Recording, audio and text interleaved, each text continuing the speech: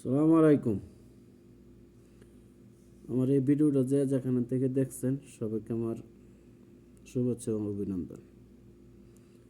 বাংলাদেশের মাদক বিরোধী অভিযান চলছে,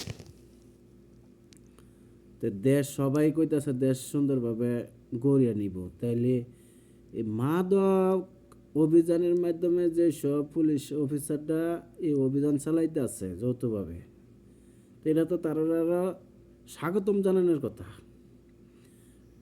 আমরা দেখতেছি এখন যেসব কলেজ ছাত্র ছাত্রীর রাস্তায় নামছে তাদের আসলে কি কলেজের ছাত্র ছাত্রী কিনা, তাদের চেহারার মেদিতে বাসে তারা এবাখোর নেশাখোর।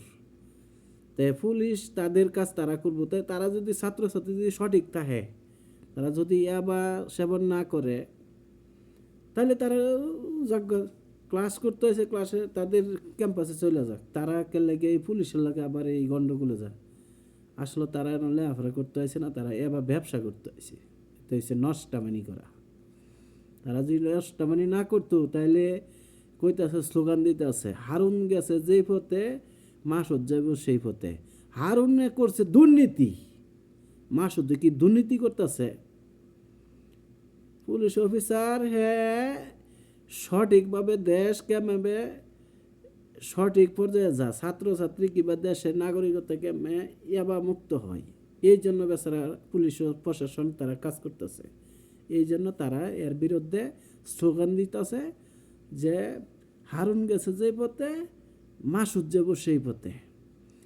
দেশের আপামর জনতা তারা কই নিরহ মানুষগুলা যারা সবাই কজে দেশ নষ্ট যাইতেছে, এবা খাইয়া বাবা খাইয়া গাঞ্জা খাইয়া। তো এই পুলিশ প্রশাসনের পাশে দাঁড়ানোর দরকার না? এই ছাত্রছাত্রীরা কী চা তারা তারা চা দেশ ধ্বংস করার একটা এবাখোর গাঞ্জাখোর ফিনসিডিল এইসবের রাষ্ট্র বানাইতো। আসলে এই যে স্লোগান দিতেছে একটার চেহারার মধ্যে বাসে না, সবটি নেশাখোর এমনই দেখতেছি।